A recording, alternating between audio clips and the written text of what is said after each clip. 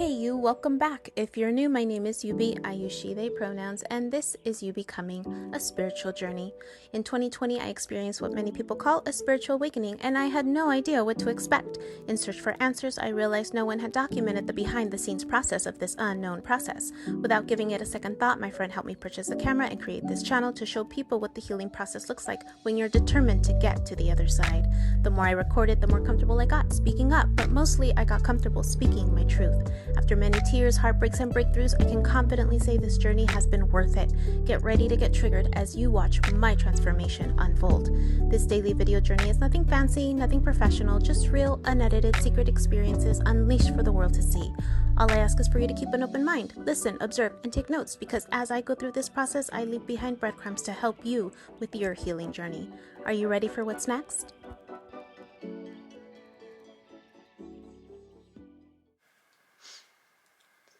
Friday, October 14th. I had a dream that I was so uncomfortable with my sleep that I don't remember it. And I'm uncomfortable because I'm still sleeping sitting up because of the slight vertigo. So my back's a little achy. And I tried a different way of sleeping today, so vertigo is getting better, and the reason how I know that is because my walk, I don't know if I mentioned it right, it's more level or straight. When I did the presentation yesterday, I didn't write on the board at all. Yeah, I did. And it wasn't as triggering to lose my balance. It was less than even on Tuesday. And yesterday, as I was cleaning my space, I was dancing, so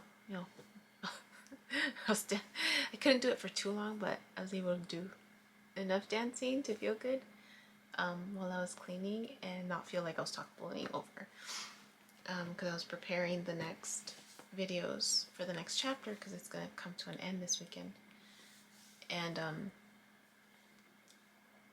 those are the videos that I'm getting ready to type on, or do my little write-up on, where I'm describing the vertigo and how intense that was.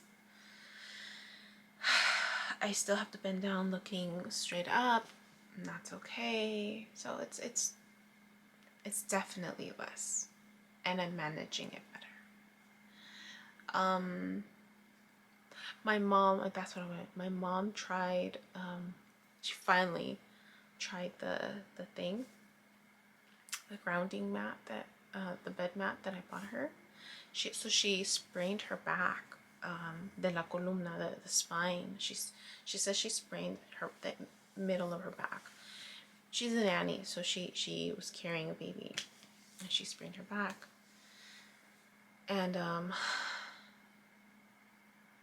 so she's been struggling with this pain for, gosh, months now. A month or two. Well, a month or two, yeah. And then I ordered her the mat. She hadn't tried it, but then she went to Hawaii with my brother, and then so now and I called her. I was like, "Have you tried it?"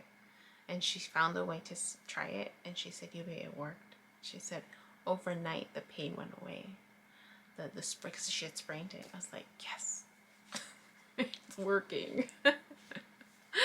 So now every evening when she comes home, it's still, the cord is really far away because my sister has a lot of cement around the house, so they don't have like a lot of green area in the back, and so she's like, I found a way to stick it in, but I can only do it, I can't leave it all night because it creates a hazard for people if they're walking and they don't see the cord.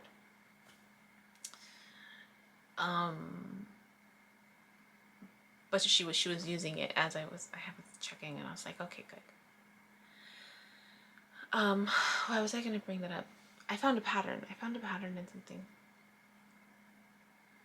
So I mentioned that a friend of mine, and it's relevant because the video that I posted yesterday was the video where I was triggered about being a mother, and this knowing that I have that I'm supposed to be the provider for my family, whatever family I have, or for myself. Right now it's just me. And the conflicting energy that I had, or the conflicting challenges, inner conflict with being a mother, because I knew I wasn't going to be able to stay home, if you will, like family, and like my job was, I'm the work, right? and how I realized that I couldn't trust my partner, my ex. That's what made it even more conflicting.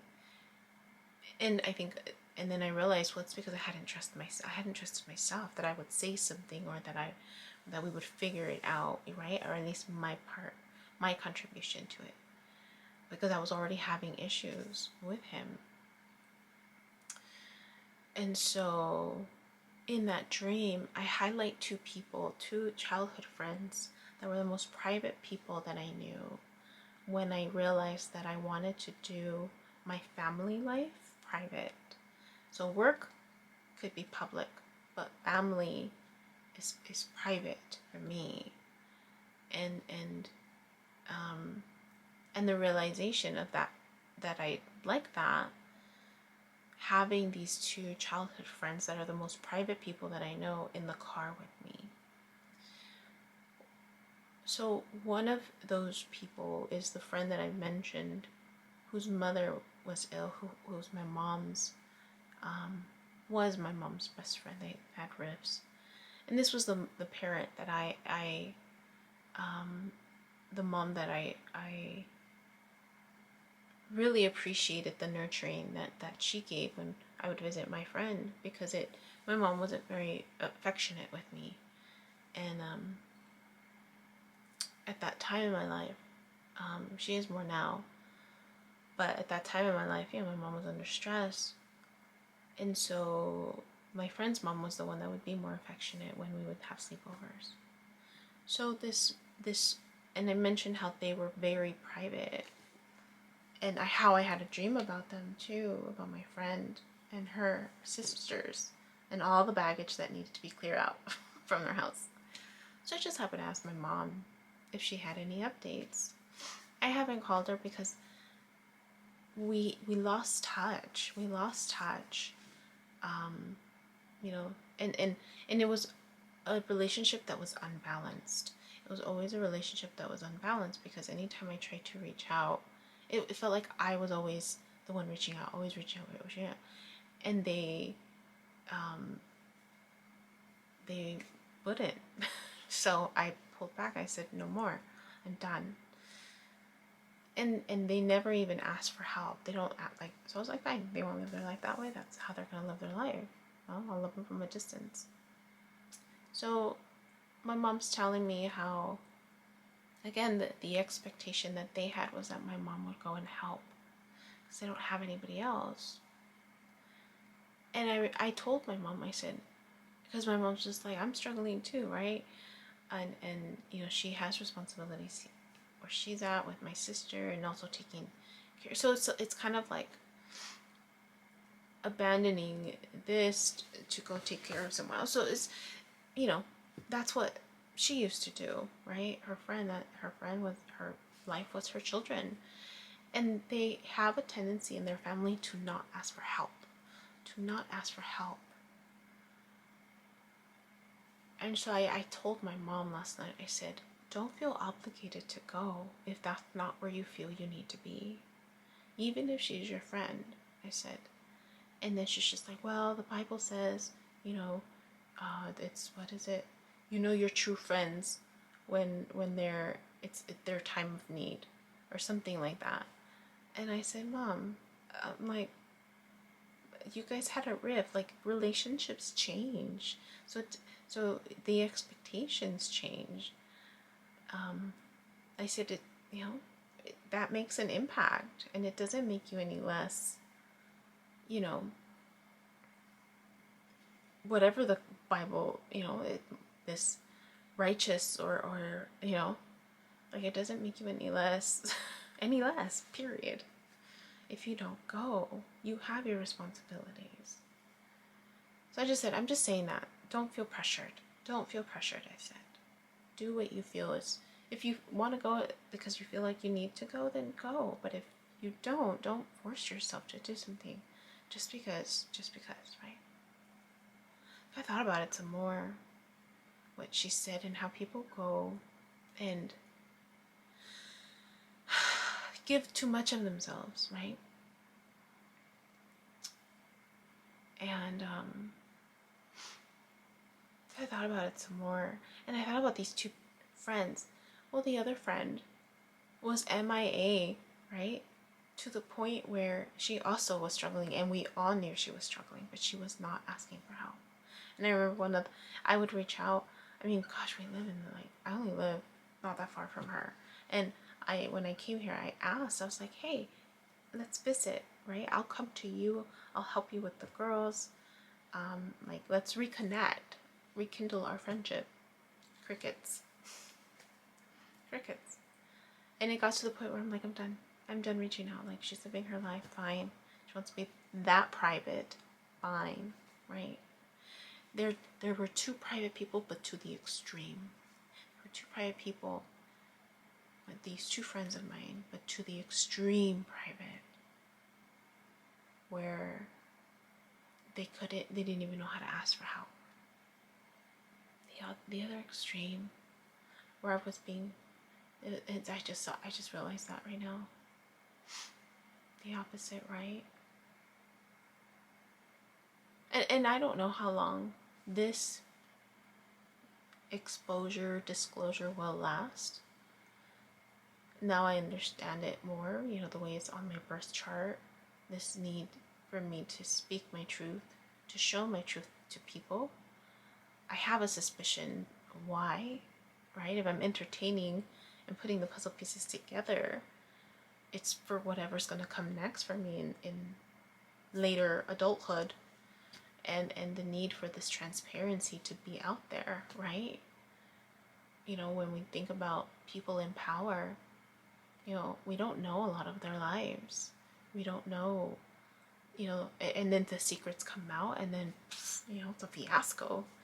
It just happened with one of the people in power in another country. I forget what country it was. I happened to glance in the news, and she's a young politician for her country. I forget what country it is, but they took a picture of her documenting she was having fun with her friends, and she was drinking, and they made a big old thing about it. She's like, I'm young, like this is my private life. This is, I'm at this age where I needed to relax. and then you have other politicians where it's like, the choices that made that when they were younger, right? And not owning it, right? And I'm wondering if this process for me was supposed to unfold in this way. I didn't know that this was going to happen, right?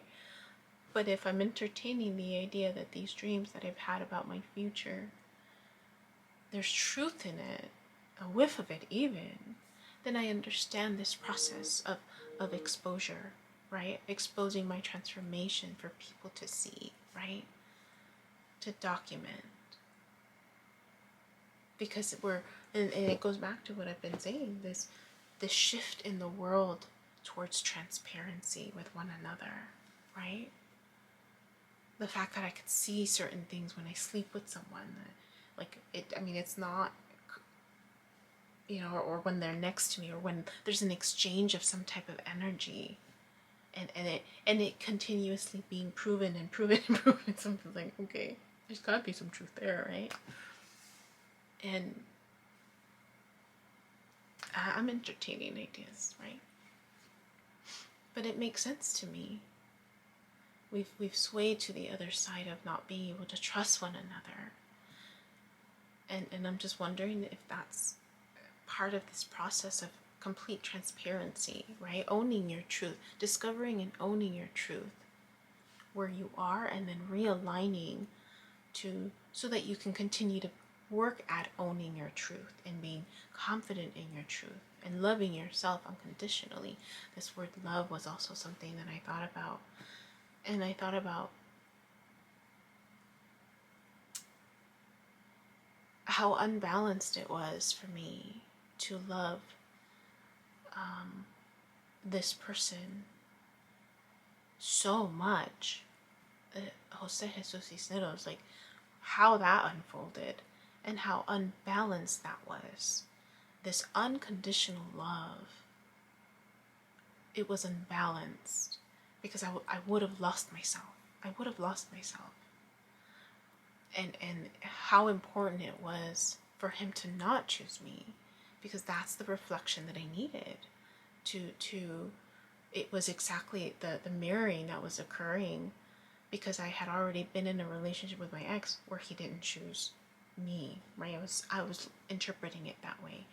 The affair where he told me to wait 2 years but didn't choose me, right? And I'm like, nope, keep moving forward, right? And this unexpected, right, expansion within me of love towards this person, this stranger, right? It wouldn't have been fair. It wouldn't have unfolded, because we lose ourselves when we don't understand love.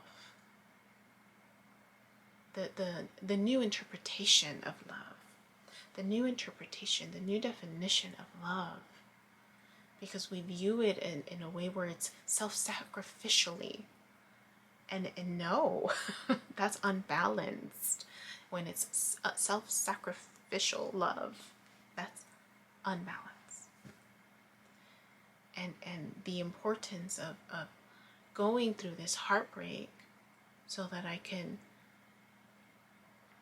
understand this definition better, understand the imbalance of it, the way we've been brought up to understand it, and the need for it to be redefined and changed, because we don't understand it and we give too much of ourselves that we lose ourselves. I mean, think about it. There's this love that gets built with your children, but it's a love that needs to become balanced, because when you overgive to your children, you lose yourself in the process. When you overgive this expectation, this emotional expectation, you're gonna make me proud, right? And then when they fail to do that because of our unfair expectations, we're heartbroken, right? We push them away, we reject them, we disown them, right? Or they fall into drugs or some other type of behavior, and we're ashamed of them. Like, that sucks. That's unbalanced. So it wouldn't have been fair to you, Jose Jesus Cisneros, for it to have unfolded in that way. And so I'm grateful that it didn't. I'm grateful that it didn't go that path, because it wouldn't have been fair. It wouldn't have been fair to either one of us. I was still trying to figure out who I was and love myself, right? So I just wanted to speak to that. I just wanted to speak to that because that came up in my head. Oh, I must have sinus issues. My eyes making noise again. I need to get ready. Hey you, thanks for watching. Check out the description box under each episode below for additional thoughts and helpful links, like my website, www.youbecominghealed.com, where I've gathered what I've learned and created self-paced online courses for you to access to help you get started on your healing journey. Oh, by the way, did I mention that I have over 20 years of experience in education and mental health? Rest assured, these videos are from my past and I'm living on a different timeline. I also offer sessions to answer your questions regarding the courses I've created or to help you figure out your next steps. You can also find me on Instagram and creating side projects like podcast shorts and more on my other YouTube channel that is still a work in progress, but aren't we all? It's titled You Becoming Healed. Remember to click like, subscribe, and share the content if you found this piece of my journey helpful, or just to show emotional support for someone who has chosen to live a transparent life that is never ending and always becoming. Until next time.